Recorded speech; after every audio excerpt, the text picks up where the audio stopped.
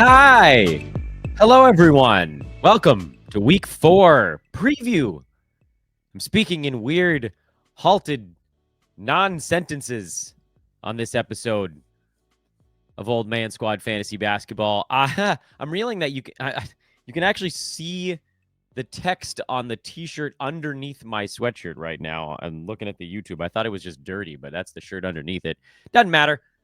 Those of you that are listening after the fact, you're wondering why I've stopped to talk about this, and I don't have a particularly good explanation for you all.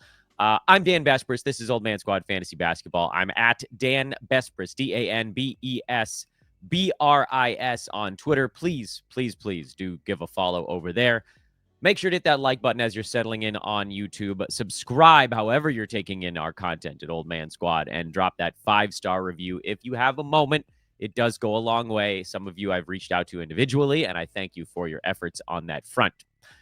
Today, we're going to be going through a couple of things as we prep for the week ahead. Thing number 1 is an injury report on the players involved, and obviously you'll get more data starting tomorrow because, again, you've got this show is dropping. Well, I'm recording it on Sunday. We're probably going to have it drop kind of like in the middle of the night, basically. I'm still trying to figure out how to handle the YouTube side. Maybe I'll just put it out on Sunday evening. I don't know yet. I haven't made up my mind as of recording. But all that to say, you have some time to think this through, and you'll get more information about what players are going to be in or out over the next however many hours from the time this show drops or when you're watching it to when you actually get the injury or the ball goes up. Opening tip, I believe they call it in this game we love. So let's start with the start-sit board. I've changed it now, and you guys are going to see team names from one of my leagues, but this is still the kind of the simplest way for me to go through the list. These are basically the players ranked inside the top 150 on Yahoo, and whether or not they're dealing with anything at the moment and what that means for you. This is a little bit more relevant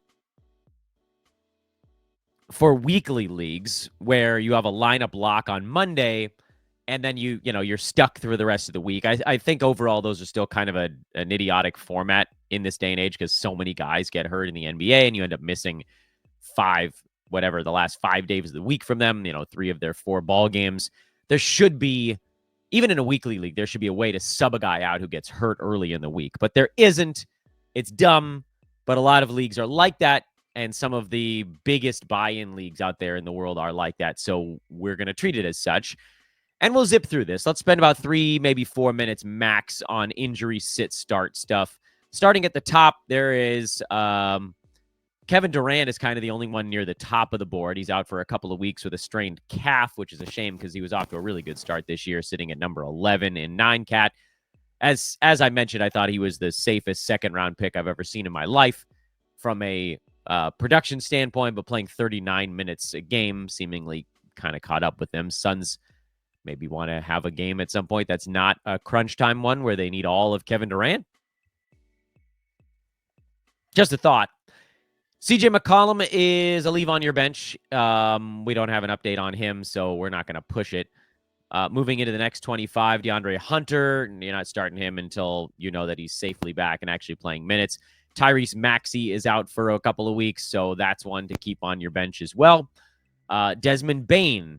Looks like there was an update on Bane, but I didn't. What was it? No, just that he was out.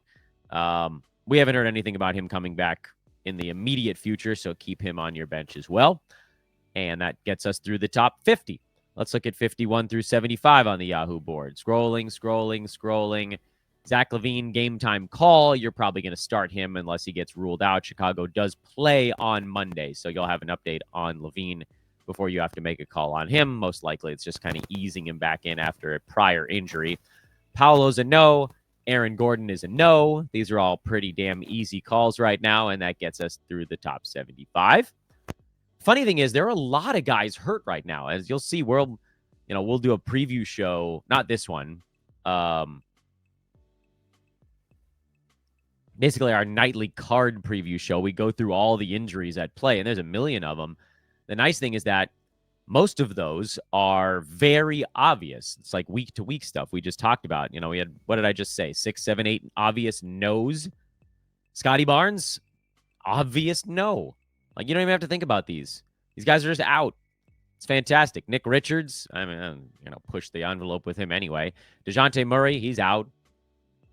Derek Lively, you're not going to push it. He got ruled out for Dallas's game. Although, when does Dallas play again? Tuesday? I don't think it's worth the push anyway. Jimmy Butler got ruled out, so, you're not going to force him. Butler ain't coming back unless he's ready, and Miami has not a particularly good schedule this week either. And so now we're all the way through the top 125, and what do we have left to look at here? PJ Washington, you're not going to force it. Wendell Carter Jr., no update. John Morant, likely out for a week or two or more. These are all very obvious no's. Sohan, no. Hawkins, no. Jalen Duren is probably the closest thing we've got to a maybe so far. Detroit has a good schedule this week, but they don't play Monday. So that also makes him kind of a tough call. But he did not play on Sunday. And what do we think you're going to get out of him? 3 games max this week? Could you potentially get all 4? It sounded like he was kind of close to Sunday, but not right on the precipice. So I would probably sit Duren as well, because frankly, he hasn't been that great even when he's been in the ball game. And now we're outside the top 150. And even then, you've got pretty obvious calls. Miles Bridges, no, I'm going to force that one. He's out for a little bit. Taylor Hendricks, he's out for the year. So what are we worried about at this point? We can go to the top 200 if you guys want. You guys may have seen very quickly as it flashed by, the name of my team in this league is Richard Belding. Yes, that's the principal from Saved by the Bell. Bogey, no. Neesmith, no. Zion, he's down and out. What's the latest on Zion? Out indefinitely this time with a hamstring strain. I mean, you took a risk on Zion. God help you. He's a no. I mean, everybody's a no. There's like one, was Zach LaVine? He's like the one game time call in that range. No, no, no, no. So many no's. What did that take us? 4 minutes to go through the top 200?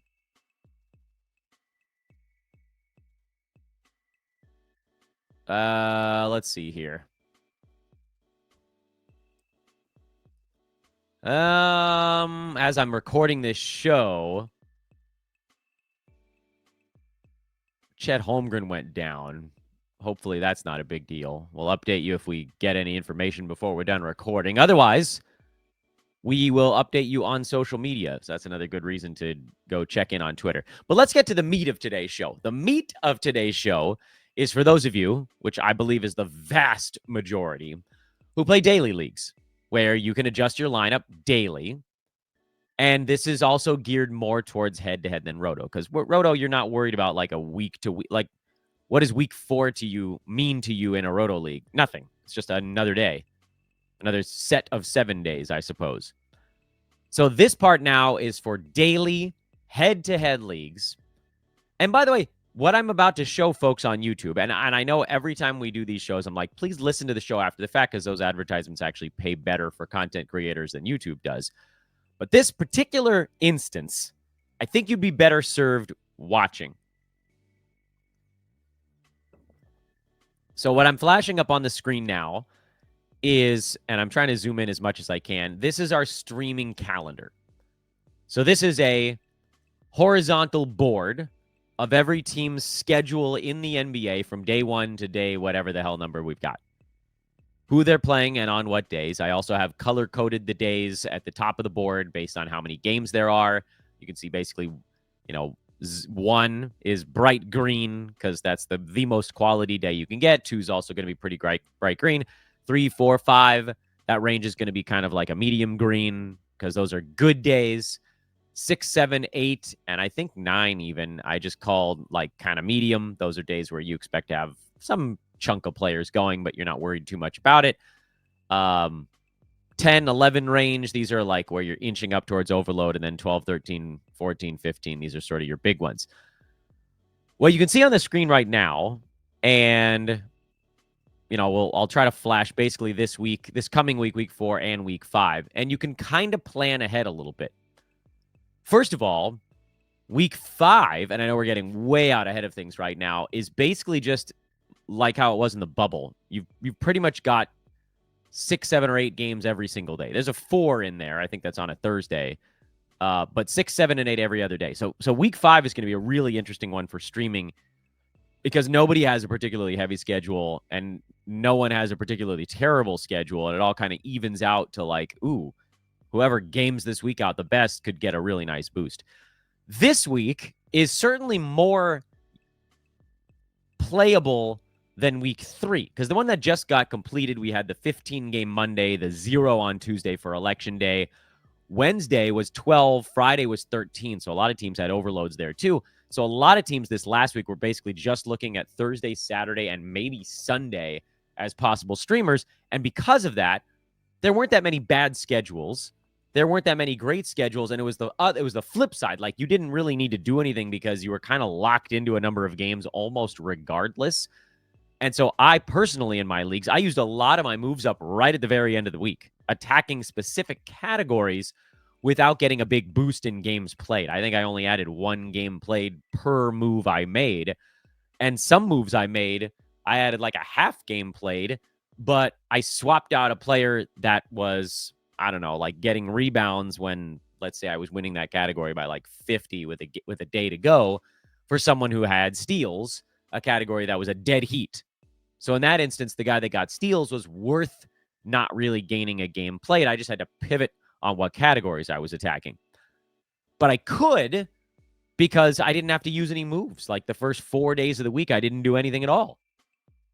This week is not going to be like that. It was a weird preface. I know it was a weird lead up to a week where you are going to be using weekly moves, because Monday is only a 5-gamer. Pretty interesting Monday. We don't usually have super quiet Mondays. So far this year, we've had a 0, obviously, when the season started, but then an 11 and a 15. And now we roll into a 5, and then next Monday's an 8, but even that's like notable. At least you got half the league going on next Monday. This time you've only got a third. I know it's slightly more than a half. I know how the math goes. So because of when I'm putting this show out, a lot of times I do this weekly preview and I'll talk about what you might be able to do on Sunday that also rolls into the week ahead. Now, because this show is probably dropping on Sunday night, we can just focus on this coming week 4 and then how that potentially rolls into week 5.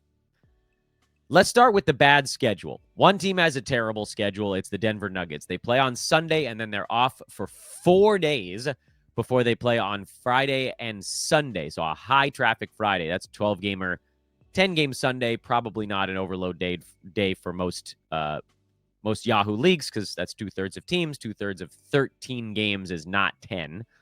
So you're probably not overloaded on that one. But you might very well be on Friday, which means, and this is a big unfortunate thing, like all the Peyton Watson stuff, how fun it's going to be here with Aaron Gordon out, you're not going to get to use him very much. And then someone like a Christian Brown, who I also have a lot of after we saw him put up a couple of good games to start the year, he's also going to be a crap player. And I hate to say it, but like, as much as I love the Peyton Watson stream, if you have him in a head-to-head league, you probably have to move on, because you can turn a 2-game week into a 4-game week with one roster move. And that's what we talk about. That's the goal. Not only that, Denver actually rolls into a bad schedule to start week 5. The Nuggets have 3 games over 11 days. There are teams out there that have 6 or 7 games over those 11 days. Like, we're talking, and I know that's an exceptionally long stream, 11-day stream, but I'll highlight it on the screen for people to see and scroll up to the top. Let's see here. Who's got a decent chunk of games in there?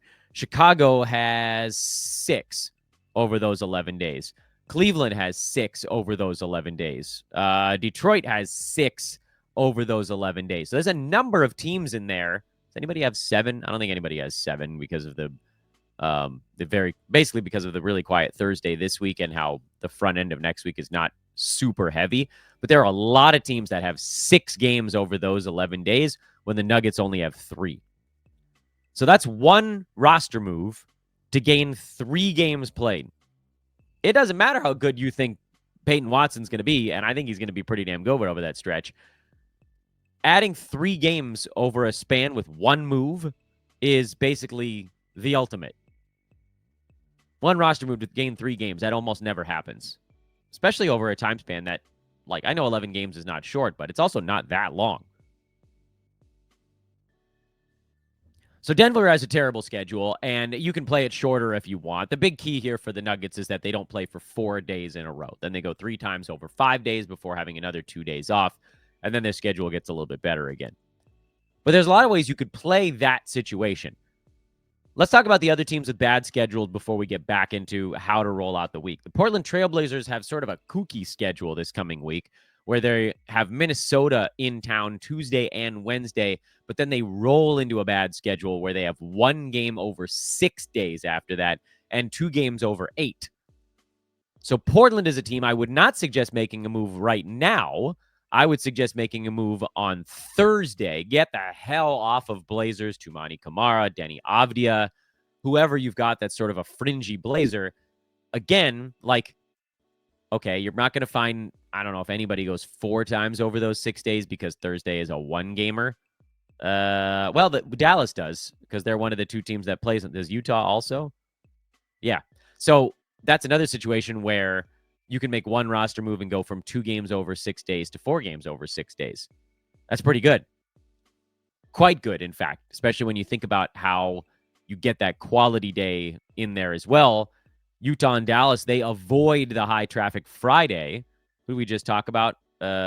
Portland, they avoid the high traffic Friday because they just don't play on it. But that's a pretty good one. Portland is 1 game over 6 days. So you can actually go from 1 game over 6 days to 4 games over 6 days. So the Blazers, you must pivot off of Blazers on Thursday and look for Dallas or Utah if you can. And those teams do have a couple of fringy guys you could drop into a lineup. Maybe Dallas more so, depending on whether, PJ Washington and Derek Lively are still out or not. And the other team with a schedule I would deem as not particularly good is Charlotte. Theirs is a little bit tougher to work with because they play Tuesday and then they're off for 3 days, but then have a back-to-back Saturday, Sunday. So what you might want to do there is Charlotte would be a team you'd just use 1 roster move for those 3 off days. And if you wanted to get back onto the Hornets after that, I really wouldn't have much of a problem with it because getting a Saturday, Sunday back-to-back is kind of fun. And I think there's only 2 or 3 teams that have it. Yeah, Utah being one of them, as we talked about. Dallas the other, and then Charlotte. But again, Charlotte doesn't play Thursday, so that's kind of the difference between Hornets and the other 2 teams we just mentioned. So where would you go if you pivoted off of Charlotte for just those 3 days? Really, any team that plays 2 times, and it would basically be Wednesday and Friday. So pick up someone who plays Wednesday, Friday. Like half of the league goes Wednesday, Friday, so it's not that hard of a decision to make. When I say not that hard, I mean you're going to have choices. The only thing to watch out for is if you're overloaded on Friday, then maybe instead you just go straight to a move off of Charlotte there and go to the Dallas or Utah. And that way you still have the Saturday, Sunday back-to-back, and you still have it rolling into a game on Tuesday of next week. Or you just ride it out. Because again, in total, Charlotte does have a 3-game week, just like with Boston. And Boston's not the only team. Because Thursday's such a light day, there are a couple of teams that just go once over the final 4 days of next week. Boston also does not play Monday of week 5, so they have a bad schedule when you stretch it beyond the end of this week. Boston, we're talking about now, the Celtics are off Thursday, Friday, and Sunday, and Monday. So they 1 game over 5 days. I think the other teams that have 1 game over the last 4 days of this week, Golden State has a little pocket in there that's not particularly good. I didn't color code these teams, but maybe I should. In fact, let's do that live on air. You will see Dan color coding Boston as sort of Duty Brown. Golden State, you get a dose of Duty Brown because they are off Wednesday, Thursday, Saturday, Sunday. The Warriors have 1 game over 5 days in the middle of the week. Other teams like Boston that are off like a once in 4 days towards the end, besides the Warriors, Milwaukee, but they do play on Monday. So that's 1 game in 4 days instead of 1 game in 5. Orlando, Philadelphia, they're the same thing. We already talked about Portland being the absolute tank job of a schedule. And so that's the only other 2 teams. Boston and Golden State get sort of like a Duty Brown team color because that's a bad pocket of schedule. I would say worse for Golden State because they go Tuesday and then they have 1 game the rest of the week. Golden State, how did I miss that they're a 2-game week? Actually, let's just make them bright red. So Golden State is a 2-game week, and it's not as bad as Denver because Denver's off for 4 days in a row. That's like a you have to do something about it moment. Golden State, you'd be wise to turn the 1 game over the week's final 5 days into 3. And you have a bunch of choices in how you want to go about doing that. You don't have to go Wednesday, Friday, Sunday. You could go, again, Mavs or Jazz, which is you sort of get a 1-day jump on those teams. And the longer you wait, the better you know what categories you're probably hunting. And that's why you could potentially kind of go that direction. Let's get this thing back to full screen mode so you guys can have a better view of what's going on. So those are kind of your bad schedules. And I think it's generally the best way to plan out a week is to look at the spots where you really want to make sure you're pivoting. So again, just to recap that, Boston on Thursday is an off pivot. Charlotte is, I probably could have made them brown instead of deep red also. Charlotte is a maybe pivot on Wednesday. It's a little bit of a harder one to pull off. Denver is a pivot on Monday. Golden State is a pivot on Wednesday, and Portland is an absolute must abandon ship on Thursday. 1 game over 6 days is basically as bad as it gets in the modern NBA without some sort of tournament screwing things up and actually where like the entire league is off. Like you almost never see a team go 1-6, but that's what Portland's doing. They have 1 game between Thursday of this week and Tuesday of next week, and it's on Sunday. So almost as bad as Denver, who also I think is they're also a 1-6, but theirs happens to be 4 days off, a day on, and then another day off again. So Denver's the worst. 0 for 4 is the worst. 1 for 6 is kind of the second worst in this sort of grand, how do you locate the worst schedules in the NBA? And that's where you want to pivot off. In terms of like who to pivot to, I don't like to do that on these weekly preview shows because I don't know who's going to be in and who's going to be out. And sometimes, like, here, I'll show it up on the screen right now. You guys can see it. It'll switch over to the injury replacement board. Like, this was this morning, talking about Sunday morning. This was the list from Sunday morning. 1, 2, 3, 4, 5, 6, 7, 8, 9, 10, 11, 12, 13. There's like about 30 names on this list of injury replacement guys. And dudes keep popping up. So, like, I don't want to tell you who your ad is going to be on Thursday when I don't know who's going to be standing on Thursday. We might have someone you could pick up on Thursday that's a legitimately good fantasy basketball player and getting you a really nice chunk of ball games. That's the dream. So that is why you got to watch our daily preview shows. You got to follow on Twitter. That's where we can kind of add that stuff to the mix.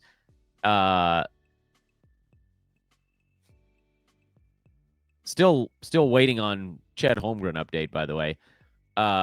This was me flipping back over to Twitter in the middle of the show to see if I had anything to bring you guys in the heat of the moment. But that's why there's like, again, there's this sort of this through vein that goes through everything that we do on this show. You want to listen to the weekly preview show, which is this one. And then that connects to what we do on Twitter with the look ahead and ads and drops and buys and sells. And then that connects to the daily preview show where we have, here's what we're watching for with the teams. Here are the players on the injury board that we're trusting right now. And again, just a reminder, everybody, this is available to you all completely free. I have put out a Google sheet, and I'm just going to keep adding things to it as they pop into my head and stuff that I think is worth tracking. Injury replacement board, I think, is worth tracking. The big streaming calendar, I'm going to be using a ton as I get closer to my head-to-head playoffs. We're going to do a lot of shows on that as the season gets closer to its end. Right now, we basically just cover the whole week in one episode. When we get to March, we're going to do an episode on streaming every single day, basically between, when some fantasy playoffs start and the end of the regular season, or maybe like a week from the end of the regular season. So that this board is going to get a freaking workout after the All-Star break. Right now, it's just popping up on these weekly preview shows. But that's why I don't like to give you the names on this show. I know that it would be more fun. I could like put a little name up on the screen. But I have no idea who's going to be the good pickup on Thursday. We could talk about Dallas. We could just say, oh, here's guys that are, maybe sometimes available on the Dallas Mavericks in some leagues. But I don't know, like Najee Marshall would be the one right now because PJ Washington is out and Derek Lively's been out. No one else has really done anything besides Najee Marshall. So he'd be the one, he'd be the option on Dallas if you're looking at that really good schedule towards the end of the week. But if that team's fully healthy again, I don't even know if I could go down that route. Utah, you go Johnny Juzang, maybe. Not many other guys on that team are playing enough minutes to warrant it. Jordan Clarkson is a free agent in a lot of spots.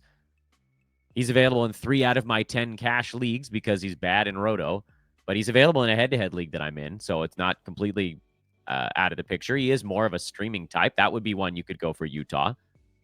So there are a couple options on these teams, but again, like trying to game it out that way, we get a little too far ahead of ourselves, I think. I'd rather do a show leading up to that day with that information. I think it'd be more useful.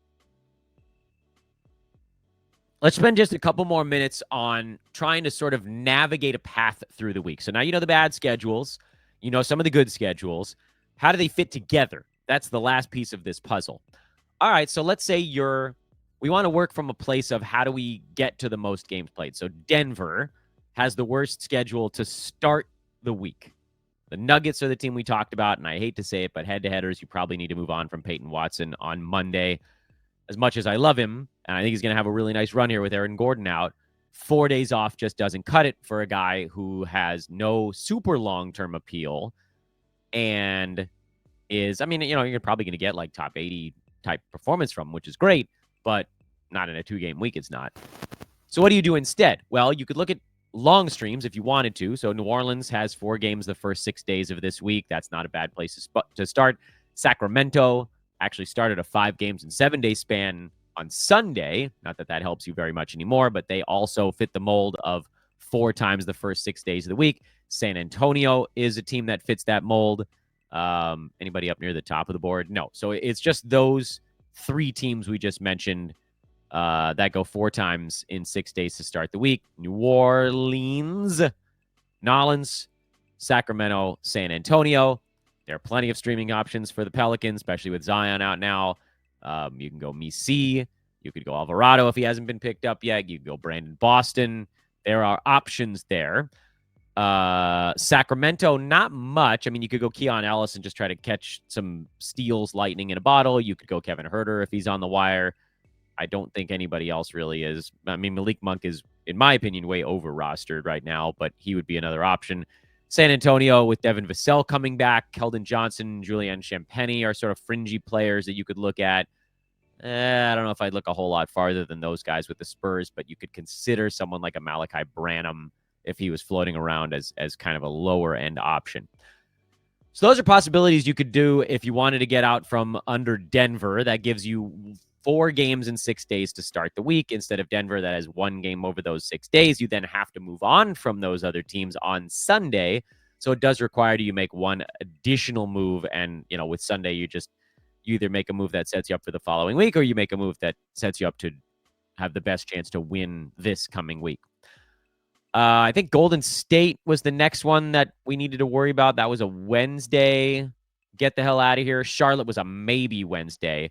But Wednesday was an easy one because, a lot of teams go 3 times over the final 5 days of this week. If you wanted to roll into a really good schedule, it would be Chicago because they go Wednesday, Friday, and then they start a 5 games in 7 days stretch on Sunday.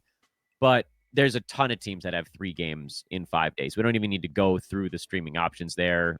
There's a freaking million of them. Maybe not a million, but about half, maybe a little more than half the league has 3 games Wednesday to Sunday. So really easy selection process if you're moving off of Golden State or Charlotte. Although, again, with Charlotte there, you'd only be gaining 1 game, whereas the Warriors, you're gaining 2. Boston and Portland are the other ones. Those are the Thursday get-out-of-jail-quick cards, not get-out-of-jail-free. Portland, again, has 1 game over 6 days starting on Thursday. Boston has 1 game over 5 days starting on Thursday. Utah and Dallas are the teams we already talked about that have 4 games over 6 days. So Boston, that would gain you 2 games over 6. and Portland, it would game you 3 games played over 6 days of basketball. And that is how you want to think about using your moves for this coming week. If you have any left over on Saturday or Sunday, you look at the teams. Well, Charlotte would be the only other one to add to the Dallas and Utah thing that go back-to-back over the weekend. If you can wait it out until Sunday, Chicago, as we just talked about, starts a 5 games in 7-day stretch on Sunday. That's solid. And there are about 7 or 8 teams that go back-to-back Sunday, Monday, which gives you a really nice start to the following week when teams just don't play all that much. And that's our weekly preview, everyone. If you have any questions, throw them in the comments section. I'm happy to take a look at them as we get to it. I will also put some of this stuff over on Twitter at Dan Bespers, and we can discuss it a little bit more over there. But that's basically the way you want to build out your week. And I hope that was somewhat useful for you all. Thanks so much for watching. Please do check out this Google Sheet. Again, the link is in the show description. It is 100% gratis, and I'm going to keep filling it in. I've only gotten as far as week 6. That's why I didn't show you guys anything beyond that, because it takes time to fill in all the labels, to color code everything, and I'm trying to keep up with life and multiple shows a day still during the week, which, maybe I'm an idiot, but whatever. I really want to grow this thing, and, this is the time to do it. Can't really grow it in June. Got to do it now. I'm Dan for Old Man Squad Fantasy Basketball. I really do appreciate you guys. Hit that like button on the way out. Subscribe. Hope that means we'll see you again for a couple of shows on Monday. We'll do the big weekend recap. There's usually lots of stuff to go over there, ads and drops and so forth. And actually, I haven't decided what the second show on Monday is going to be, because it's not a big Monday. If it was a big Monday, that would make it an easier one. We do the big 11, 10, 12, whatever it is, Monday preview. There's only 5 games. I don't think that needs its own show. So that might give us an opportunity to do a little specialty. But it is also Veterans Day, and I am also going to have a kid at home from school. One of my 2 children is off for some reason, not both. I don't understand that at all. All right, I'm done. I'm done yammering. I'm going to punch the microphone on my way out. I'll see you guys tomorrow. Later.